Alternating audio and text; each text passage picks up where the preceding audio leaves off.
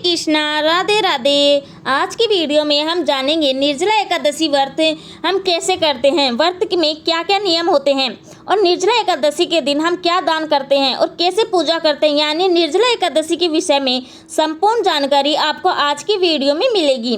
Video को आप अंत तक जरूर देखना। निर्जला एकादशी को सभी एकादशियों में सबसे बड़ी एकादशी मानी जाती है। निर्जला एकादशी का व्रत भी बहुत कठिन होता है।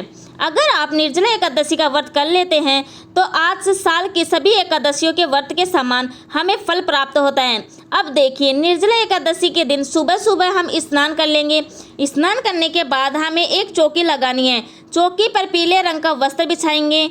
फूलों का या तिल का आसन लगा देकर श्री हरि विष्णु भगवान के स्वरूप को हम विराजमान कर देंगे। श्री हरि विष्णु भगवान की फोटो या मूर्ति है तो उन्हें विराजमान कर देंगे। नहीं हो तो आप लड्डू गोपाल जी की सेवा करते हैं तो लड्डू गोपाल जी को भी विराजमान कर सकते हैं। उसके बाद हम गणेश जी का वो विराजमान करेंगे। गणेश जी को विराजमान करने के बाद अब हमें दान के लिए एक मटका लेना है। कोरा नया मटका लेते हैं। इस मटके को हमें कंठ तक शुद्ध जल से भर लेना है। देखिए, जून के महीने में निर्जला एकादशी आती है और जून के महीने में जल का दान करना बहुत ही ज़्यादा फलदायी होता है। तो आप जल का दान जरूर कीजिएगा। जहाँ पर भी हम एकादशी की पूजा करेंगे वहीं पर इस घड़े को जल से भरकर रख लेंगे और उसके बाद देसी घी का दीपक जलाएंगे।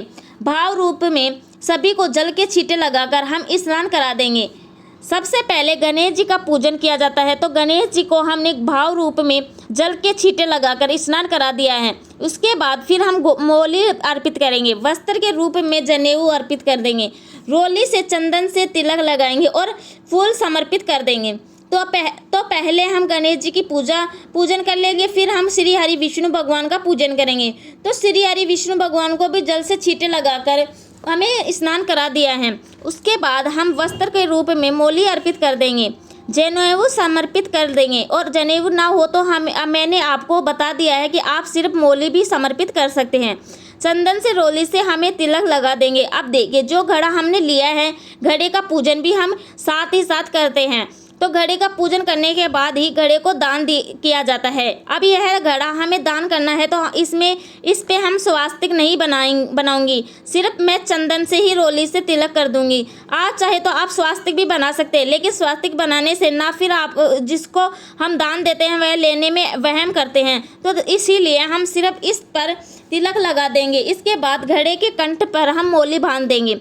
आप चाहें तो मौली बांध दीजिए। अगर आप मौली ना बांधना चाहे तो थोड़ी सी मौली पर हम घड़े के ऊपर वैसे रख देंगे। फिर हम सभी को फूल समर्पित कर देंगे। और देखिए, निर्जला एकादशी के दिन जो जल दान किया जाता है वो मीठा जल दान किया जाता है। तो हम यहाँ पर चीनी भी ले लेंगे, लेकिन अगर हमने घड़े में चीनी डाली तो घड़ा खराब हो जाएगा। तो हमें क्या करना है, जो भी आप चीनी लेंगे थोड़ा हम भोग के रूप में यहाँ पर गणेश जी को समर्पित कर देंगे और थोड़ा सा विष्णु भगवान को समर्पित कर देंगे। बाकी चीनी हम घड़े के ऊपर रख देंगे।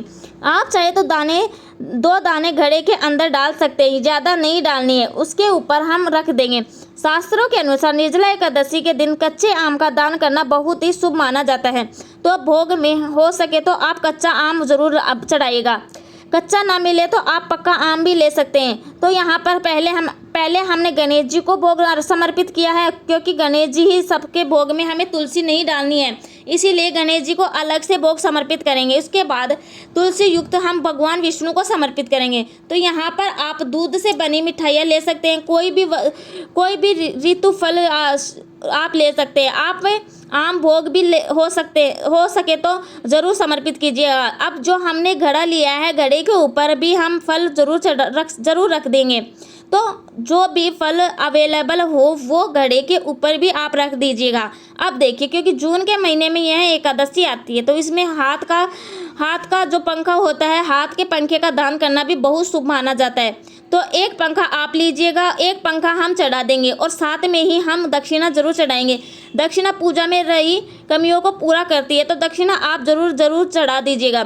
तो यहाँ पर हमने सभी चीज़ें चढ़ा दी है। उसके बाद हम 1 लोटा जल ले लेंगे, जल समर्पित करेंगे। श्री हरि विष्णु भगवान को हम तुलसी जरूर समर्पित करेंगे। तो आप तुलसी श्री हरि विष्णु भगवान को समर्पित कर दीजिएगा। और देखिए, तुलसी एकादशी के दिन नहीं तोड़नी है, एक दिन पहले ही भोग के लिए आप तुलसी तोड़ के रख लीजिएगा।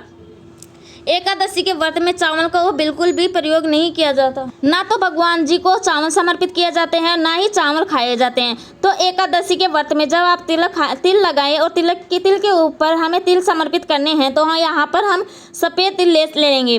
सफ़ेद तिल ना हो तो आप काले तिल भी ले सकते हैं। सफ़ेद तिल मिल जाए तो बहुत अच्छी बात है। तो यहाँ पर हमने सभी को तिल समर्पित कर देंगे।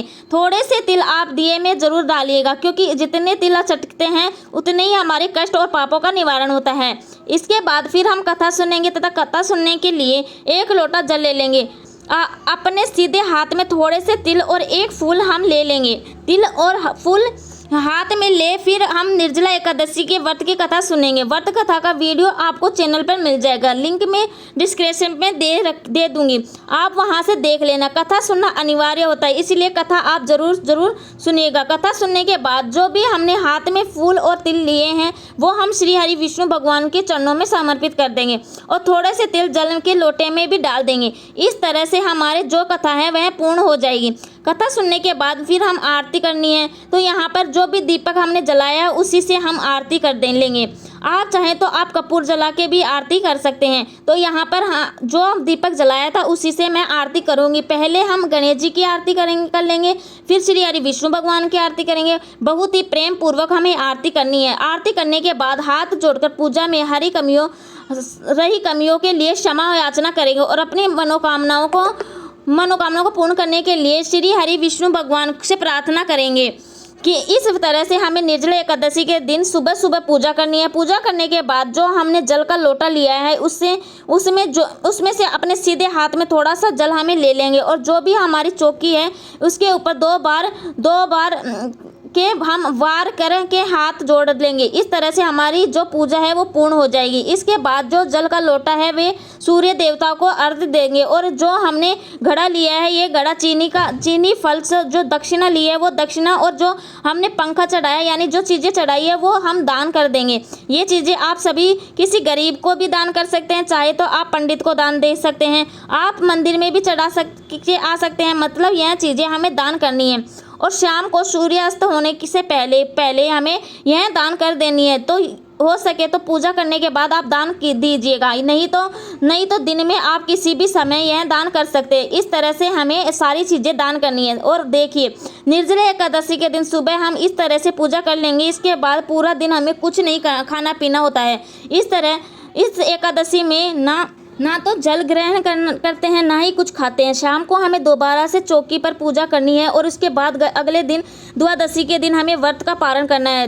एकादशी के दिन जल का दान हमें जरूर करना है और मीठे जल का दान करना है। अगर घड़ा दान कर रहे हैं तो 1-2 चीनी के दाने आप घड़े में डाल दीजिए, बाकी घड़े के ऊपर रख कर फिर आप दान दीजिएगा। दान को आप कितना भी बढ़ा सकते हैं और आप कपड़े भी दान कर सकते हैं, जूते चप्पल भी दान कर सकते हैं। दान को आप कितना भी बढ़ा सकते हैं, जितना भी सामान दान कर सकते हैं। लेकिन जो चीज़ें ज़रूरी हैं वो मैंने आपको आज की वीडियो में बताई है। जो कम से कम इतना दान तो आप जरूर दीजिएगा। जल का दान महादान माना जाता है। किसी भी योनि में जल की कमी नहीं होनी चाहिए। तो जल का दान आप जरूर कर दीजिएगा। अब देखिए निर्जला एकादशी व्रत कैसे करते हैं। तो देखिए निर्जला एकादशी व्रत करने के 2 तरीके हैं। जो पहला तरीका है यह है कि निर्जला एकादशी का व्रत करने के लिए हमें पूरा दिन ना तो जल का ग्रहण करना है ना अन्न ग्रहण करना है और पूरा दिन हमें बिना अन्न जल के रहना है और अगले दिन हमें द्वादशी के दिन व्रत का पारण करना है। ठीक है, एक तो तरीका यह है जो सबसे उत्तम तरीका है और बिना जल के व्रत होता है, इसीलिए इसको सबसे कठिन माना जाता है। दूसरा जो तरीका है, अगर आप बीमार है, प्रेग्नेंट है या किसी और कारण से आप पूरा दिन निर्जल नहीं रह सकते हैं तो आप क्या करेंगे, ऐसे में तो आप व्रत कर सकते हैं। अगर आप पूरा दिन निर्जल ना रह पाएँ तो सुबह आप इस तरह से पूजा कर लीजिए। पूजा करके फिर आप जल दान करके देंगे, किसी को भी जल दान करके किसी को भी जल पिला सके, उसके बाद ही आप जल ग्रहण कर सकते हैं। जल का दान दिए बगैर हमें जल बिल्कुल भी ग्रहण नहीं करना। और अगर आप बिना जल ग्रहण करे नहीं रह सकते हैं तो जल दान करके उसके बाद फिर आप जल ग्रहण कर सकते हैं। मीठा जल दान किया जाता है और अगर आप जल पीना चाहते हैं तो आप मीठा जल भी पिएंगे। तो हमें इसमें मीठे जल का बहुत ज़्यादा महत्व है। और तो आप देखिए अपने सामर्थ्य और अपने स्वास्थ्य के देखते हुए आप व्रत का संकल्प लीजिए। आप चाहें तो आप इन्हें निर्जल व्रत कर सकते हैं। आप चाहें तो जल दान करने के बाद आप जल ग्रहण कर सकते हैं। अगर आप किसी भी तरह से व्रत ना कर पाएँ तो इस दिन कम से कम जल का दान आप ज़रूर कीजिएगा। तो आपको यह पूजा विधि कैसी लगी कमेंट करके ज़रूर बताना और चैनल को सब्सक्राइब करके बेल आइकन को प्रेस कर लेना। जय श्री कृष्णा, राधे राधे, थैंक यू, धन्यवाद।